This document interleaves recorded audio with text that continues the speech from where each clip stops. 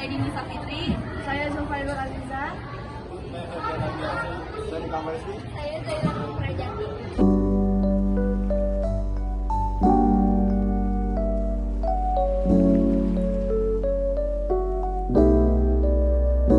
Halo, jadi di sini saya akan menjelaskan tentang lahirnya demokrasi liberal di Indonesia. Dengan latar belakangnya itu, demokrasi liberal di Indonesia pada tahun 1950 sampai dengan 1959 adalah periode di mana Indonesia mengadopsi sistem pemerintahan parlementer dengan pengaruh barat. Sistem ini menjamin kebebasan individu dan partai politik, namun juga memiliki kelemahan yang menyebabkan ketidakstabilan politik, terutama dalam hal pergantian kabinet yang sering terjadi. Selanjutnya, ada penyebab pergantian kabinet yang sering terjadi. Yang pertama, sistem parlementer. Sistem ini membuat kabinet bertanggung jawab kepada parlemen. Jika parlemen tidak puas dengan kinerja kabinetnya, mereka dapat mengajukan mosi tidak percaya yang dapat menyebabkan jatuhnya kabinet. Yang kedua, ada multi partai. Terlalu banyak partai politik dengan kepentingan yang berbeda-beda membuat sulit untuk mencapai konsensus dan membentuk koalisi yang kuat. Yang ketiga, ada ketidakstabilan politik.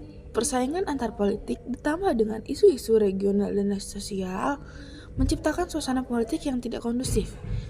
Yang keempat, ada kurangnya pengalaman. Para pemimpin politik pada saat itu masih dalam tahap belajar dan belum memiliki pengalaman yang cukup dalam menjalankan pemerintahan yang stabil. Selanjutnya, titik kelemahan kabinet. Yang pertama ini kurangnya program jangka panjang. Jadi kabinet ini lebih fokus pada kepentingan jangka pendek dan seringkali tidak memiliki program pembangunan yang jelas dan berkelanjutan. Dan yang keduanya, sulit mencapai konsensus. Banyaknya partai politik dengan kepentingan yang berbeda-beda membuat sulit untuk mencapai kesepakatan dalam pengambilan keputusan. Selanjutnya yang ketiga, ketergantungan pada dukungan partai. Jadi, kabinet sangat bergantung pada dukungan partai politik di parlemen, sehingga seringkali kebijakan yang diambil lebih bersifat kompromi daripada berdasarkan kepentingan nasional.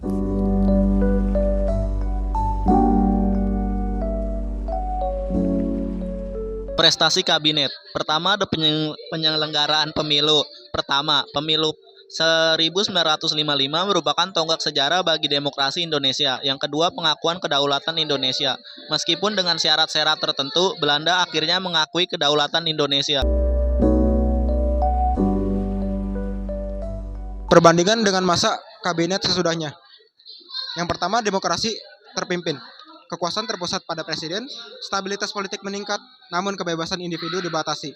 Yang kedua, Orde Baru, stabilitas politik yang tinggi, fokus pada pembangunan ekonomi, namun otoritarianisme dan pelanggaran HAM menjadi masalah.